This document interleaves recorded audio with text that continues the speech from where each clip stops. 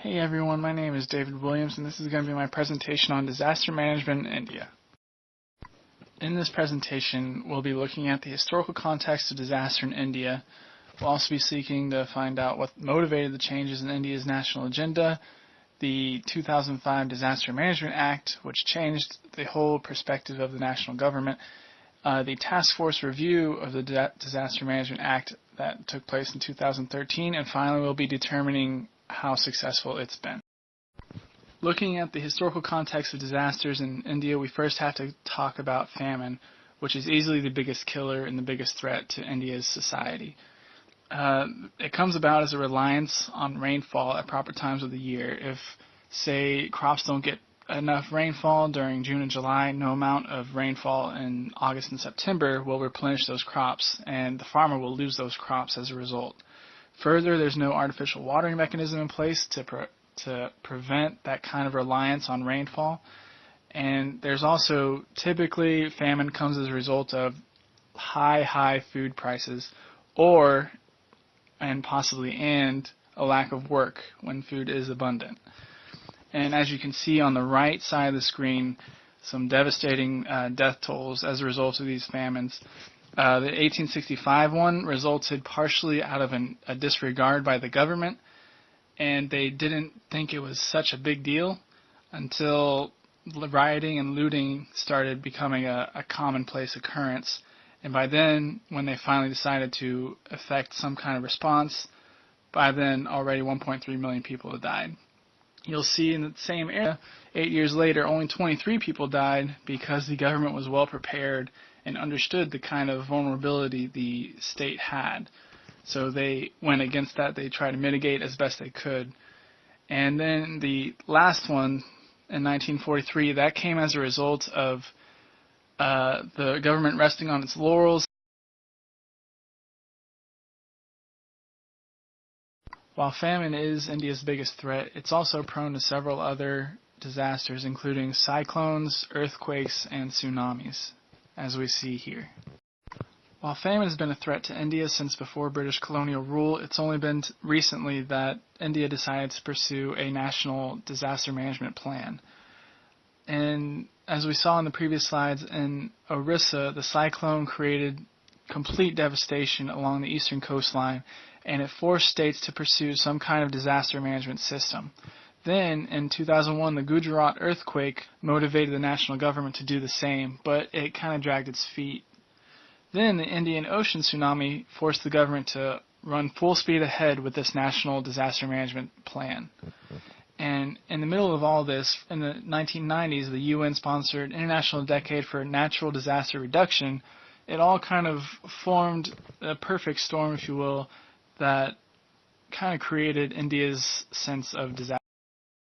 So the Disaster Management Act was instituted in 2005, and it established 4 main disaster management agencies at the national level. The National Disaster Management Authority was the overarching authority for disaster management, obviously. It dealt with the national plan, policies, plans, procedures, and everyone answered to this authority, including the government of India itself, regarding disasters. The National Executive Committee was essentially the executive arm of the NDMA. It did whatever the NDMA needed. It dealt with state and district authorities. Essentially, it just made sure that everything went smooth. The National Institute of Disaster Management was the research arm of the NDMA. It dealt with training, capacity building, and research in the fields of disaster management. And finally, the National Disaster Response Force was a national-level response force tasked with difficult situations in response and recovery during disasters. And overall, the overarching approach to this system is a top-down approach. There are national-level, state-level, and district-level disaster management agencies. But obviously,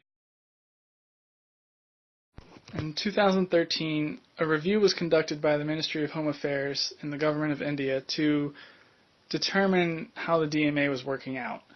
The National Disaster Management Authority was deemed well suited for its tasks, but it should be given more responsibility. The National Executive Committee was deemed unnecessary because prior to the DMA of 2005, another agency was created called the National Crisis Management Committee, and this committee essentially took over during times of disaster.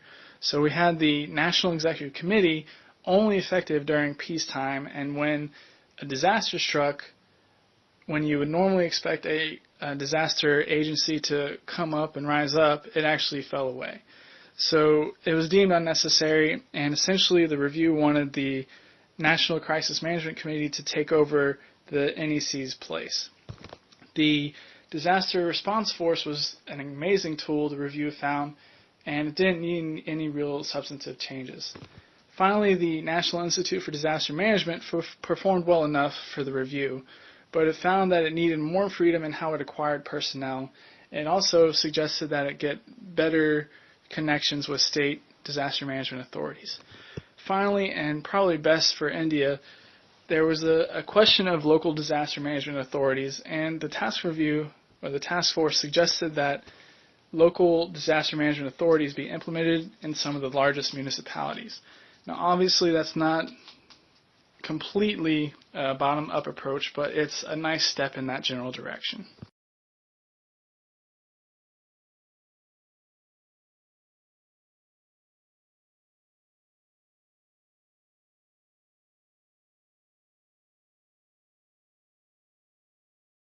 So in determining if the DMA was successful or not for India, we have to understand that in the last 150 years, India has come quite a long way.